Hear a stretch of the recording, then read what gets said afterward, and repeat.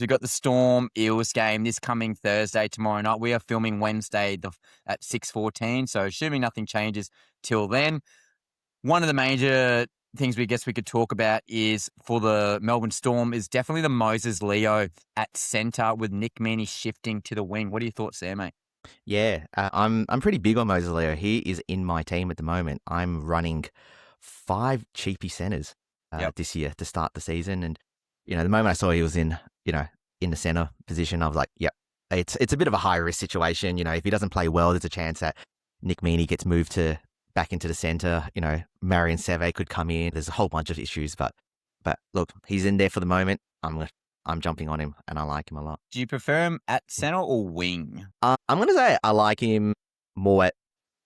I'm going to say I like him more at centre, only because of the new stat changes. He'll have a couple more tackles, and he's going to benefit from passing the ball through the hand and getting that try assist. So I think it's better that way.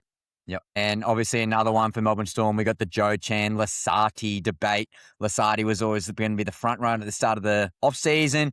Joe Chan had a very good game for the Maldies and obviously developed and stayed true to Craig Bellamy's hard-working mantra, and he's seemed to lock down that right edge alongside Jerome Hughes. That is absolutely monumental upside there for Joe Chan, around 309,000. He's been in and out of my team, and you're probably going to have to convince me to get him back in. But what are your thoughts on the Joe Chan versus Lasati debate? Because obviously Sean Bloor, potentially round 2, potentially longer as well. Obviously Trent Liero is currently suspended until round 3 with Alec McDonald there at the lock position. What are your thoughts on the sort of edge position for Melbourne? Yeah, well, look, it seems like Joe Chan has locked that right edge in, and that's a position that everybody wanted Lasati for, because it's playing off Jerome Hughes' hip. I think it's much of a muchness really with both of them. I don't think you're going to do badly with them, but I also don't think you're going to do great with them. For people who've been playing Supercoach for a while now, Joe Chan has burned all of us in the last 2 years. He's a few times he's played 80 minutes and he's really averaged, 30, 40, 50. So he's been a bit of a dud, unfortunately, or not Supercoach relevant anyways. Lasati's a bit of an interesting one. He played quite well in the trial games, and he racked up quite a lot of base. I think most recently he had like something at 47 tackles, and I think he can do that at left edge. It's just there's so much rotation risk, with Sean Ball about to come back, and then it's all good if he goes and plays at 13, but and if he comes off the bench, but we don't really know. He could be a Ryan Couchman but you don't know either. Like he was in everybody's teams, in preseason, about 45%, and now he's just dropped down to about 30. Yep. And I think I would probably have to agree with, the majority's take on that. I think I personally at the moment staying away. There are a lot more good cheapies in a ref that you can buy instead. Sorry, which I'm sure we'll talk about. To make sure I heard that right, you're not doing Joe Chan or Lasati? No, not at all. I'm Interesting. Keeping away of them. I'm just going to hedge by simply saying, look, I've got a cheapie, in the Melbourne Storm backline with Moses Leo. That will have to just be enough of me. Yeah. Do you see potentially Lasati filling in for that Bloor position, and then where Bloor comes back, Lasati then goes back to the right edge, or you think Lasati would then come off the bench? For me, it doesn't really make any sense, because if he had won the right edge position, then he would be playing there. And then you just move Joe Chan to the left. And then when Sean Bloor came back, then just Joe Chan moves. Why does he have to start at the left and then move to the right? It doesn't really make too much sense. It could be, it could be something like a Val Holmes situation where he's just moved to the right, this week just to defend Stephen Crichton, and he'll go back to the left next week. But I don't see that happening. Or actually, I don't know that it's going to happen. So therefore, I have to assume that it's Joe Chan that's won the position. Yeah, particularly that type of caliber player as well. Like Brian Toto, swift between left and right. Stephen Crichton's on left to right. He just mentioned Valentine Holmes. Similar. Obviously, guys can chop and change, but I feel like guys who are sort of trying to establish their career and gain confidence, you probably don't want to be doing that. Obviously, Lasati, I think, maybe has a little bit more ball running upside, and we've seen in the final series he managed to get a couple of meat pies, and saving 40 grand goes a long way because it's the difference between getting a Keon Kulamatangi and a Patrick Carrigan. So that's a variable there, or a Keon to a Tarpanay. So definitely a variable there, and we'll talk about that when we get to team reveals. Another guy I want to talk about is the Jermaine Hopgood, starting at front row.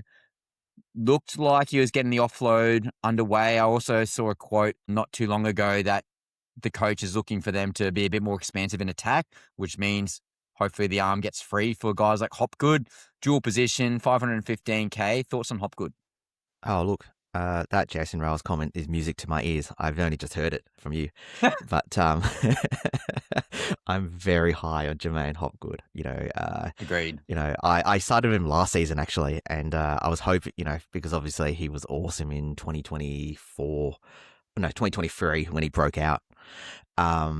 And it was really just that big base and power and the offloads. And last year he didn't really do that, but that was because of the back injury. And then he got drifted to to the hooker position before he found his way. And I think he averaged about 60 to 70 in the final couple of rounds when he did move to prop. So to see him starting there is really, really pleasing. Parramatta have a kind of a bench that's short on props and second 2RFs. They've got Dylan Walker, who's going to sub in for Jack de Belin. They've also got Talon De Silva, who's going to have to play minutes for Riley Smith. So they're a little bit short in the big minutes. So I think Jermaine Hopgood, there's a very good chance he plays 60 to 70 minutes. Oh, maybe I'm being exaggerating by saying 70, but he definitely plays 60 to 65. Oh, definitely. If you can average, 1.2 ppm points per minute, he's averaging 70 every week for $500. Sorry, 500,000. That's $200,000 worth of value. Do you know who he reminds me of from last year? Who? Tino, very similar elk, around that 550,000, coming off a down season due to injury. Hopgood, very similar realm. Now got the dual position as well. He's been in and out of my team, but I'm literally on the bench now looking at them.